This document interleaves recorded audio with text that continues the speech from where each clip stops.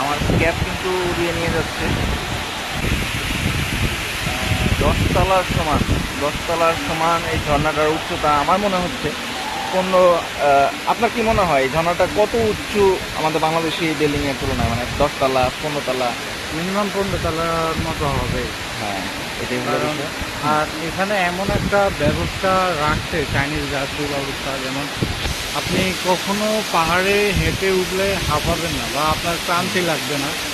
মানে হাঁটার রাস্তায় এমনভাবে তারা পানির ব্যবহার রাখছে, পানিটা উড়ে উড়ার কারণে আপনার শরীরেও ঘাম হবে ক্লান্তি, না। শরীরে তো ঘাম হবে না অবশ্যই, শরীরে ক্লান্তিটাও লাগবে না। হুম, তা এইগুলা দেখার জন্য অবশ্যই আপনার চায়নাতে আসতে হবে। এটাই। তো চলুন আমরা নেক্সট রাইডটা দেখি।